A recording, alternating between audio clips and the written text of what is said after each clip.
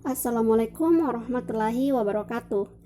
Perkenalkan, saya Livia Andini Fatriasia dengan NIM 194724005 kelas 29A. Di video kali ini, saya akan menjelaskan materi konsep dasar IPA mengenai sistem peredaran darah. Selamat menyaksikan. Sistem peredaran darah atau sistem kardiovaskular atau yang biasa disebut sistem sirkulasi adalah suatu sistem organ yang berfungsi memindahkan zat dan nutrisi. Sistem peredaran darah manusia, pembuluh nadi atau arteri berwarna merah dan pembuluh balik atau vena berwarna biru ke dan dari sel. Sistem ini juga menolong stabilisasi suhu dan pH tubuh atau bagian dari homeostasis. Ada dua jenis sistem peredaran darah, yaitu sistem peredaran darah terbuka dan sistem peredaran darah tertutup. Sistem peredaran darah yang merupakan juga bagian dari kinerja jantung dan jaringan pembuluh darah atau sistem kardiovaskuler dibentuk. Sistem ini menjamin kelangsungan hidup organisme, didukung oleh metabolisme setiap sel dalam tubuh, dan mempertahankan sifat kimia dan fisiologis cairan tubuh. Darah mengangkut oksigen dari paru-paru ke sel dan karbon dioksida dalam arah yang berlawanan. Kemudian yang diangkut adalah nutrisi yang berasal dari pencernaan seperti lemak, gula, dan protein dari saluran pencernaan dalam jaringan masing-masing untuk mengonsumsi sesuatu sesuai dengan kebutuhan mereka, diproses atau disimpan. Metabolit yang dihasilkan atau produk limbah atau seperti urea atau asam urat yang kemudian diangkut ke jaringan lain atau organ-organ ekskresi atau ginjal dan usus besar. Juga mendistribusikan darah seperti hormon, sel-sel kekebalan tubuh, dan bagian dari sistem pembekuan dalam tubuh. Organ yang berperan dalam sistem peredaran darah. Pertama, jantung. Jantung merupakan organ vital sistem peredaran darah. Fungsi jantung dalam proses sirkulasi adalah untuk memompa darah ke seluruh tubuh. Jantung bekerja sama dengan pembuluh darah dalam proses sirkulasi. Kemudian yang kedua, pembuluh darah. Pembuluh darah memiliki peran mengedarkan darah dari dan ke jantung.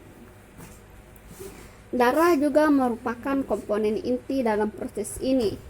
Darah mengandung oksigen dan nutrisi yang ada disalurkan pada setiap sel-sel tubuh. Selain organ-organ tersebut, ada organ tambahan lainnya, yakni paru-paru. Paru-paru tak hanya berperan dalam proses respirasi. Pada sistem sirkulasi, paru-paru bertugas menukar karbon dioksida dalam darah dengan oksigen yang dihirup saat proses pernapasan berlangsung. Proses peredaran darah. Proses peredaran darah bertujuan untuk mengedarkan darah yang mengandung nutrisi untuk setiap sel-sel tubuh. Proses peredaran darah memiliki jalur tersendiri. Berdasarkan jalur dan zat yang dibawanya, sistem peredaran darah dibagi menjadi dua jenis, yaitu peredaran darah besar dan peredaran darah kecil. Sistem peredaran darah besar adalah sistem peredaran darah yang mengandung darah yang kaya akan oksigen dari jantung menuju ke seluruh tubuh, kemudian kembali lagi ke jantung.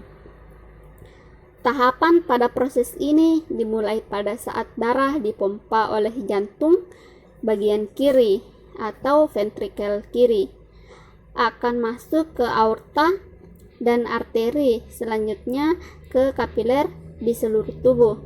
Dari kapiler seluruh tubuh ke venula, dilanjutkan ke vena, dan vena cava dan akhirnya masuk ke jantung lagi pada bagian jantung serambi kanan atau atrium dexter.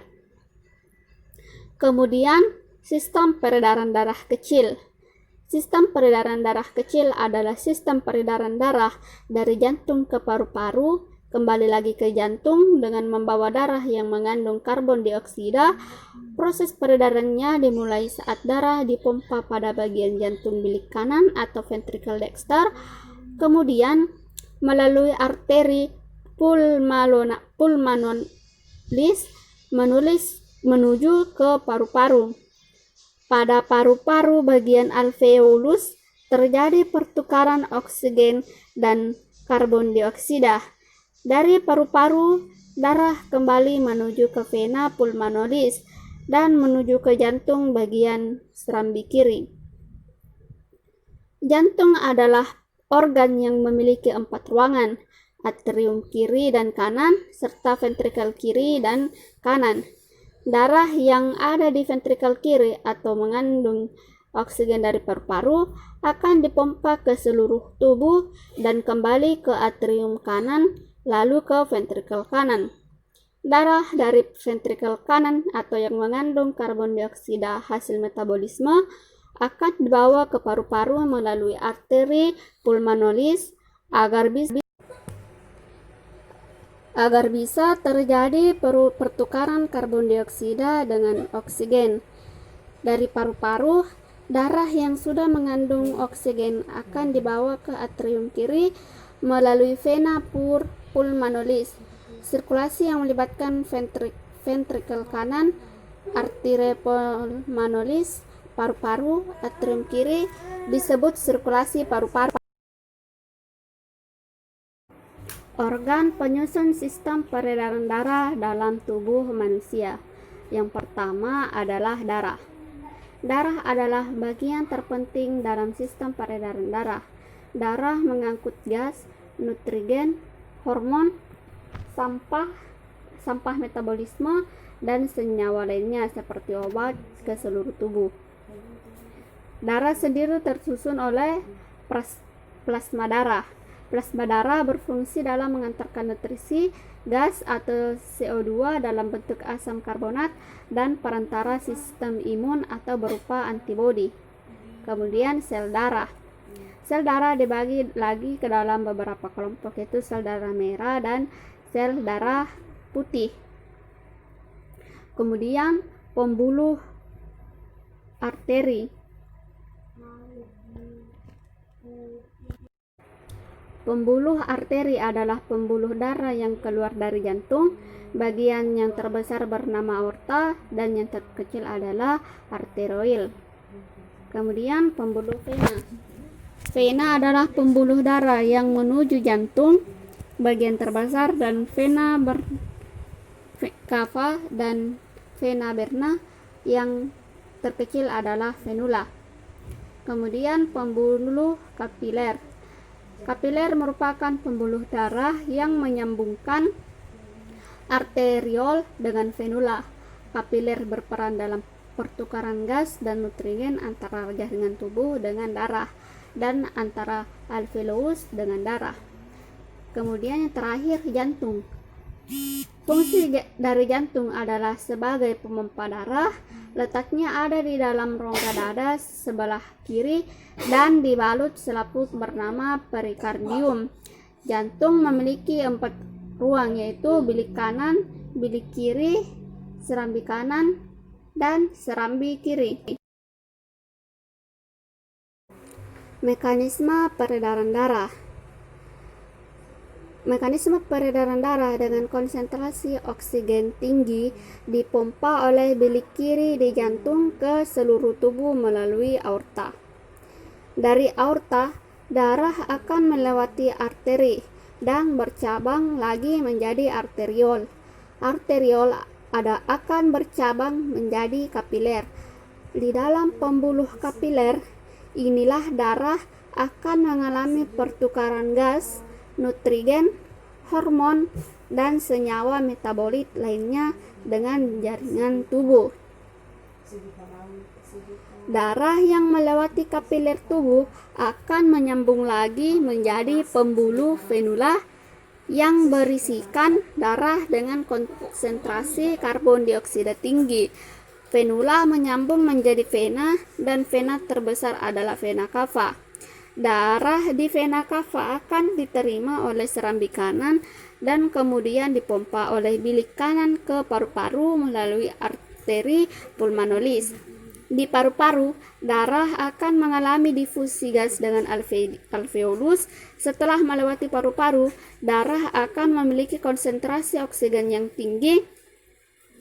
Darah dari paru-paru mengalir menuju jantung melewati pembuluh vena pulmonalis. Darah akan diterima oleh serambi kiri untuk selanjutnya dialirkan menuju bilik kiri. Baik, itulah tadi materi mengenai sistem peredaran darah pada manusia. Semoga bermanfaat untuk kita semua. Wabillahi taufiq wal hidayah. Wassalamualaikum warahmatullahi wabarakatuh.